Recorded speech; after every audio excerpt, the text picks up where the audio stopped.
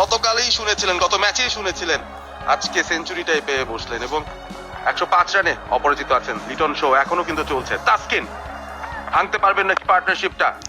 প্রথম বল থেকে সিঙ্গেল, দ্বিতীয় রানের জন্য ছুটবেন না, বোধহয় ঝুঁকিপূর্ণ হয়ে যায়। 98 পৌঁছে গেছেন তানজিদ এবং পেছনে সাইদ আবিদ হোসেন সামি রয়েছেন। তিনি বলছেন যে এই যে 217 রান, সেটা শুধু ওপেনিং পার্টনারশিপ না, পুরো বিপিএল ইতিহাসেরই সর্বোচ্চ পার্টনারশিপ। এর আগে যে পার্টনারশিপটা ছিল সেটা 201 রানের দ্বিতীয় উইকেট জুটিতে এবং দুজন বড় বড় cricketer Brendon McCullum, Chris Gayle, তাদের মধ্যে ছিল সেটাকে ভেঙে দিয়েছেন এই দুই লোকাল তারকা লিটন এবং তানজিদ। লিটন দাস এবং তানজিদ তামিম তারাও বড় তারকা, বাংলাদেশের কনটেক্সটে অনেক বড় তারকা। বিশাল পার্টনারশিপ। কারেন্ট রান রেটটা 11.94। শট শট শট, একটা ইয়ারকেল লেন্থের বল কিভাবে খেলতে হয় একেবারে শেষ মুহূর্তে ব্যাটের পরশটা বুলিয়ে দিলেন। দেখে শুনে ব্যাকফুটে এসে ব্যাটটাকে জাস্ট প্লেস করলেন এবং এত সুন্দরভাবে তিনি বলটাকে, দেখার মতো মনে হচ্ছিল যেন অবস্টাম্পটা ভেঙে দেবে, কিন্তু সেটা না। তার কনফিডেন্স এখন আকাশচুম্বী। সবচেয়ে ভালো বলটাও কিভাবে চারে পরিণত করতে হয় সেটা লিটন দাস এখন জানেন। যদি জেনে নিতে হয় ওর কাছ থেকেই জেনে নিতে হবে। সাধারণ ডেলিভারি ছিল। তাসকিন আনলাকি, অলমোস্ট বোল্ড থেকে বেঁচে গিয়েছেন। চমৎকার পজিশনে ছিল, যেহেতু সে ব্যাটিং করছেন 104 রানে ব্যাটিং করছিল, সেই কারণে সে কানেক্ট করতে পেরেছে। এই মুহূর্তে আমার মনে হয় যে বাকি 4টা বল আছে, 4টা বলই আসলে লিটন খেললে হয়তোবা ঢাকা টিমের জন্য বেশি বেনিফিট হবে। খেলেছেন মিড অফ, সামনে ঝুঁকিহীন শট, সরাসরি ওয়েজেসে গিয়ে পড়লো কিনা সেটাই কিন্তু দেখতে হবে। 4টি রান। তো এই কারণে বলছিলাম, যেহেতু তানজিম তামিম 98-এ ব্যাটিং করছেন, তো লিটন যদি, যেহেতু তাদের মেন বলার তাসকিনকে এই মুহূর্তে বাকি 3টা বল লিটন খেললে হয়তোবা বাউন্ডারি, ওভার বাউন্ডারি মারার সম্ভাবনা থাকবে। রোপে যে কিন্তু পড়েছে, রোপের উপরে পড়েছে, সুতরাং এটা 6। গ্রাউন্ড কিন্তু টাচ করেনি এবং মোর্শেদ আলী খান সুমন তিনি 6-এর সিগন্যাল দিলেন। 115-তে পৌঁছে গেলেন লিটন দাস। তিনি এখন আর তাসকিনকেও মারছেন না। তাসকিনও কিন্তু এক্সপেন্সিভ হয়ে যাচ্ছেন। এই ওভারে 11 রান খরচ করে ফেলেছেন।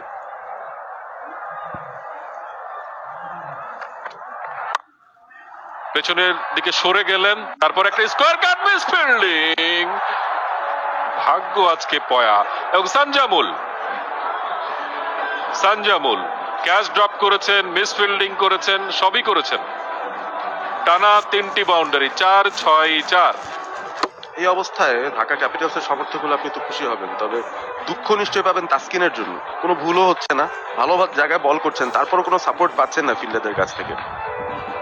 অবশ্যই তাসকিন পুরো টুর্নামেন্টই অসাধারণ বল করছেন। তাকে আসলে সাপোর্ট দেওয়ার মতন ওইভাবে তাদের টিমে কোনো বলারই নেই। আপনি যদি দেখেন, যদিও লাস্ট ম্যাচে তারা উইন করেছেন খুলনার এগেনস্টে, সেই জায়গায় দেখা গিয়েছে যে তাদের অফ স্পিনাররা ভালো বল করেছিলেন। দিনের খেলা ছিল, আজকের যেহেতু রাতের খেলা, অত কুয়াশা নাই, তারপরেও কিন্তু একটু ভেজা আছে, মাঠটা একটু ভেজা আছে। সানজামুল বলটা গ্রিপ করতে পারেনি, স্লিপ করে ফেলেছেন। 4টি রান। যেভাবে আসলে চমৎকার স্লোয়ার মিস করে ফেলেছেন লিটন। যেভাবে আসলে সাপোর্ট পাওয়া উচিত আপনার ফিল্ডারদের কাছ থেকে, রাজশাহীর ফিল্ডারদের কাছ থেকে কিন্তু একদমই সাপোর্টটি পায়নি। 231 লিটন দাস, তানজিদ হাসান সবার ওপরে। সিলেটে 2025 সালে এসে বিপিএল এর 11তম আসরে এসে নতুন রেকর্ডটা তারা সেট করেছে। ওপেনিং পার্টনারশিপে সর্বোচ্চ, সব মিলিয়েই সর্বোচ্চ পার্টনারশিপ এটা। Chris Gayle, Brendon McCullum, Shahriar নাফিস, লু ভিনসেন্ট, তাদেরকে পেছনে ফেলে সবার উপরে তানজিদ এবং লিটন। 2025-এ অ্যালেক্স হেলস এবং সাইফ হাসানও রয়েছেন 5ম স্থানে। শীর্ষ 5-এর 2টি বড় জুটি কিন্তু এই সিজনে এলো। একটা অ্যালেক্স হেলস সাইফ হাসানের কাছ থেকে, যেটা তালিকার 5ম স্থানে, এবং শীর্ষ স্থানে কিন্তু লিটন দাস এবং তানজিদ হাসান তামিম। শেষ বলটি খেলবেন তিনি। 15 রান এসেছে। স্লোয়ার, চমৎকার একটা ডেলিভারি। 92 কিলোমিটার বেগে করেছিলেন এটা তাসকিন আহমেদ। তার পেসটা পড়তে পারেননি, লিটন দাস পরপর দুটো বলে তিনি কিন্তু লিটনকে পরাস্ত। আমার পড়ার টেবিলে মন বসে না। ডালমুট খান। আমার চায়ের সাথে চা খেতে ভাল লাগে না। ডালমুট খান, যে কোনো মুডে এক মুঠ ডালমুট। বিপিএল ইতিহাসের সর্বোচ্চ রান। তানজিম তামিমের 2টা রান প্রয়োজন এবং 19 রান প্রয়োজন 250 রান হওয়ার জন্য। তো এটাই দেখার বিষয়। প্রথম বলেই যদি তানজিম তামিম তার 100টা করে ফেলতে পারে তাহলেই সম্ভব হবে আসলে এই ওভারে 19টা রান করা।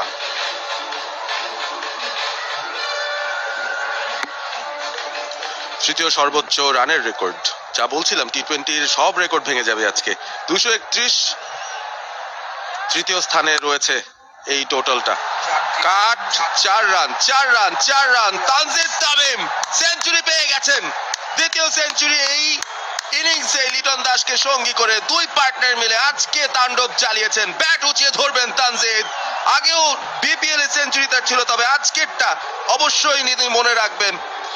দারুণ একটা ব্যাটিং নক এই দুই ডানহাতি বাঁহাতি ব্যাটারের কাছ থেকে। খালেদ মাহমুদ সুজন দলের হেড কোচ আজকে নিশ্চয়ই বেজায় খুশি। 235 কোনো উইকেট না হারিয়ে তানজিদ তিনি সেঞ্চুরিটা সেলিব্রেট করছেন। লাস্ট বিপিএল 100 করেছিলেন, এই বিপিএল এসে 7 নম্বর ম্যাচে এসে 100 করলেন। চমৎকার ব্যাটিং, দুইজনই বাংলাদেশের টপ 2টা ব্যাটসম্যান একই টিমে খেলছেন, ক্লাসিক্যাল ব্যাটসম্যান। তারা যখন ক্রিকেটিং শটস খেলে দেখতে খুবই ভালো লাগে।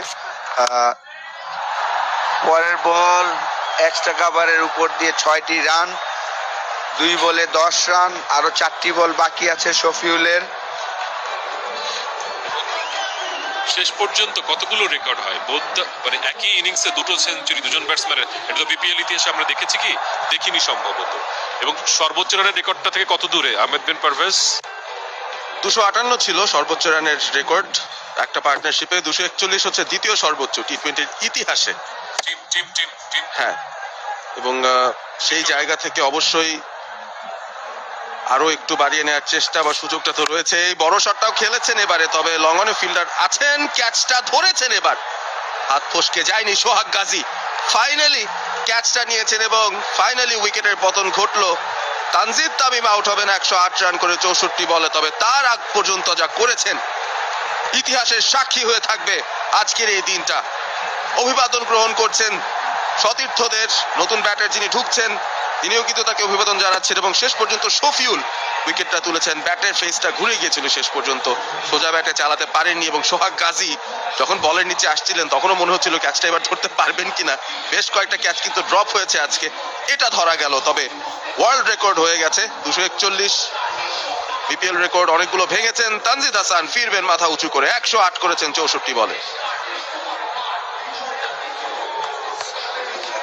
অসংখ্য 6-4-এর গল্প আমরা বলেছি, 16টা 4-এর গল্প বলেছি, 16টা 6-এর গল্প বলেছি।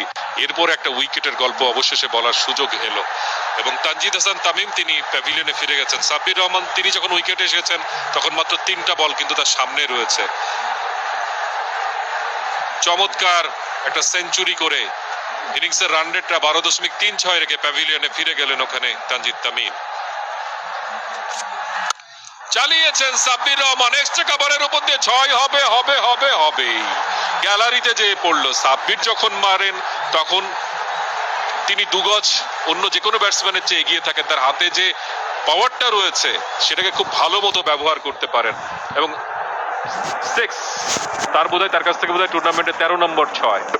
সর্বোচ্চ যে ছক্কা হিটার যারা, 6 হিটার যারা, তাদের মধ্যে কিন্তু তার নাম রয়েছে। আরো দুটো বল পাবেন, দেখা যাক। 93 মিটারের একটা ছক্কা, বিশাল বিশাল বিশাল। মাত্র 2টো বল বাকি রয়েছে। ঢাকা ক্যাপিটালস ডাগ আউট, তারা বসে থাকতে পারছেন না। বলে বলে 4-6-এর গল্প এবং এই পুরো 20 ওভার একটানা দেখতে থাকলে আপনার মনে হবে আপনি হাইলাইটস দেখছেন।